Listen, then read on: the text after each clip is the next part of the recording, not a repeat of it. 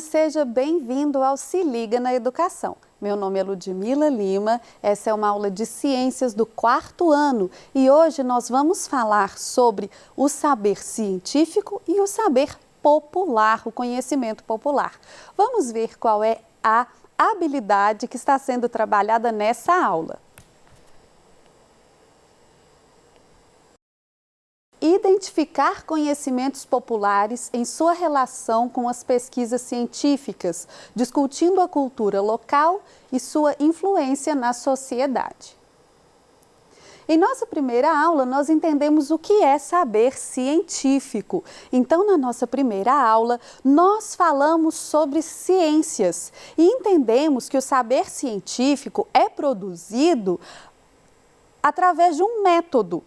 Ele precisa seguir um método para ser considerado científico. Então, a observação científica, vai observar o ambiente, vai observar os fenômenos, vai observar os problemas, formular hipóteses sobre esses problemas ou sobre a explicação de fenômenos que acontecem na natureza.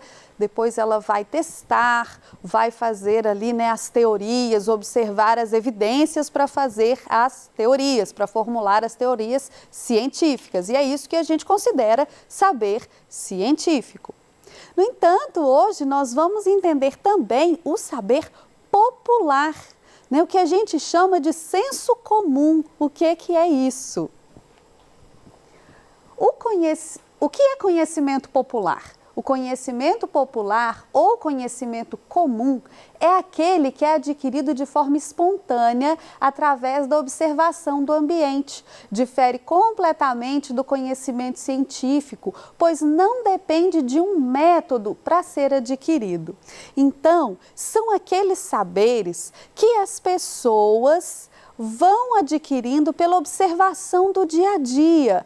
Olha, isso me faz sentir bem, isso não me faz sentir tão bem. Ah, eu passo babosa, que é a aloe, aquela planta, Aquela planta pontudinha que parece que tem uma gelatina lá dentro. Eu passo no cabelo e o meu cabelo fica bonito. Aí a pessoa vai e conta para outra pessoa. Olha, eu passo a babosa no cabelo. Você quer uma mudinha para você plantar na sua casa? Isso é conhecimento popular.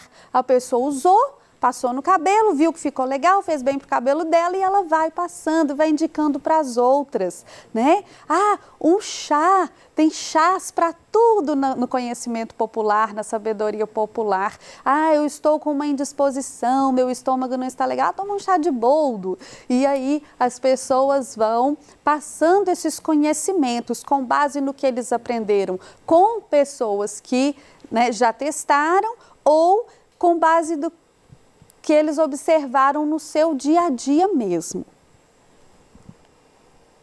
Esse tipo de conhecimento pode ser empiricamente comprovado, mas não científico. Empírico é aquele conhecimento adquirido durante toda a vida, no dia a dia, que não tem comprovação científica nenhuma.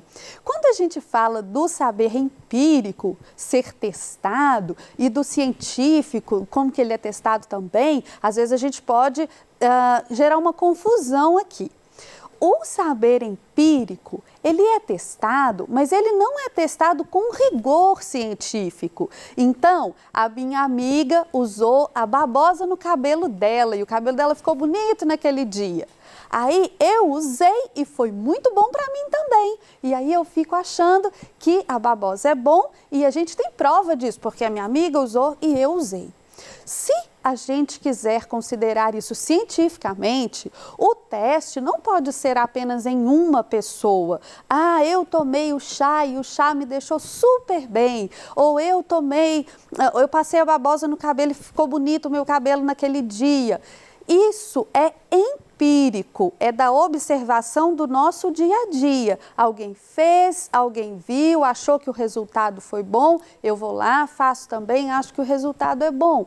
Isso é empírico. A ciência, quando testa, ela testa em grupos grandes de indivíduos, ela tem um rigor para fazer esse teste. Esse teste tem que poder ser repetido por outros cientistas, dando o mesmo resultado, para que ele seja confirmado. É diferente do saber popular.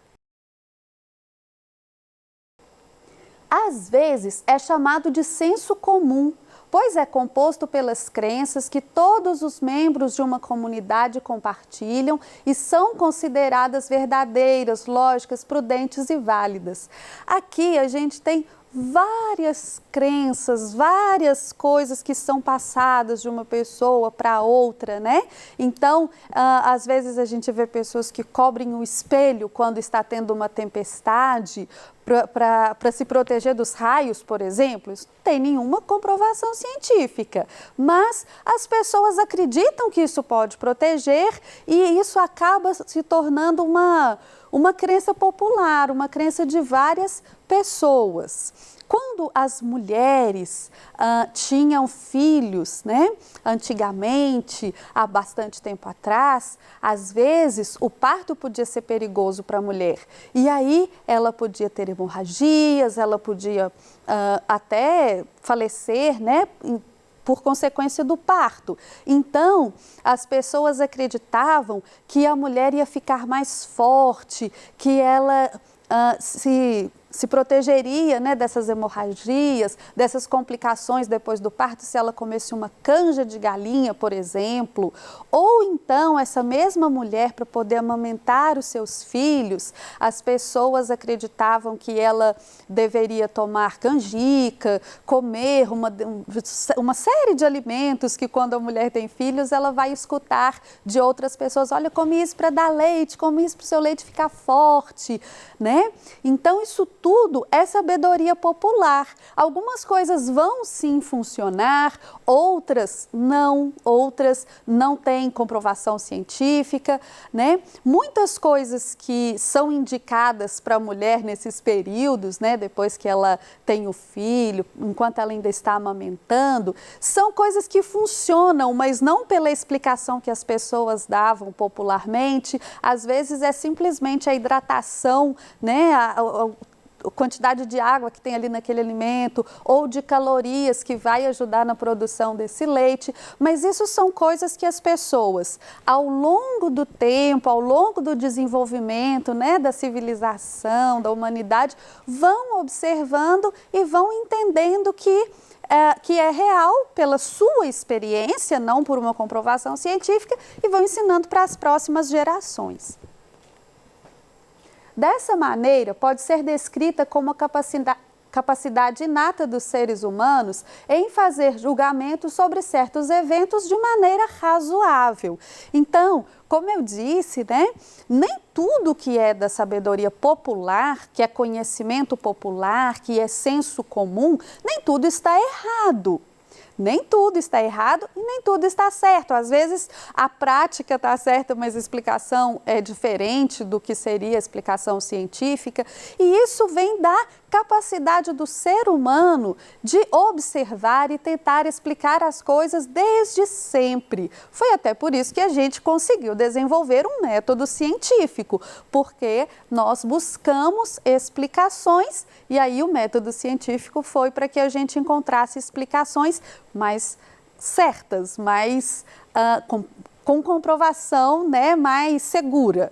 Então, é isso, a gente tem essa capacidade, o ser humano tem essa capacidade e essa necessidade de explicar as coisas. E muitas coisas a gente foi observando ao longo da vida à medida que tentávamos solucionar os nossos problemas. Esse tipo de conhecimento é uma construção cultural, cuja origem decorre da interação entre indivíduos ao longo do tempo. Uma vez construído, o conhecimento popular pode ser legado, passando de uma geração para outra ao longo do tempo. Então, veja só, o ser humano vive e resolve problemas todos os dias. E nas tentativas de resolver os seus problemas, algumas falham, algumas são acertadas. E, nesse momento, ele começa a construir um repertório de soluções para as coisas. Como eu disse antes, a mulher que deu à luz toma uma canja para ficar mais forte, a pessoa que está indisposta toma um chá. A pessoa que quer deixar o cabelo mais bonito passa lá a babosa e assim as pessoas vão aprendendo soluções para esses problemas. E culturalmente, né, dentro das suas comunidades, dentro das suas famílias, essas pessoas vão passando essas soluções adiante. Então, alguém que, por exemplo, tem uma indisposição, não vai tomar um chá de cada um que tem ali no quintal, de cada folha que tem no quintal. Ela vai perguntar para alguém mais experiente que chá tomar, né? E aí as pessoas vão adquirindo esses saberes populares e vão acreditando neles, porque há várias gerações eles são usados. Um exemplo, esse exemplo aqui é um exemplo que há bastante tempo, quando a professora era criança, muitas pessoas tinham essa crença, mas que eu me lembro assim de conversar mais era com a minha avó. A minha avó materna, ela gostava muito de manga, gostava muito da fruta, de comer manga. Mas ela tinha muito receio de comer a manga se naquele mesmo dia ela tivesse tomado leite. A minha avó acreditava, ela dizia que manga com leite faz mal, mas ela acreditava que ela poderia até morrer se ela comesse manga e tomasse leite no mesmo dia. Eu conhecia várias pessoas na minha idade, né, quando eu era criança, minhas avós, minhas amigas, que não comiam, não faziam essa mistura de jeito nenhum, porque elas aprenderam isso. Então, as mães delas aprenderam que manga com leite fazia mal e elas não deixavam as filhas comerem, as avós também não deixavam as filhas comerem. E aí, as pessoas foram acreditando nisso. Se você acha que a mistura de um alimento pode fazer você morrer, com certeza você não vai misturá-lo para ter certeza, né?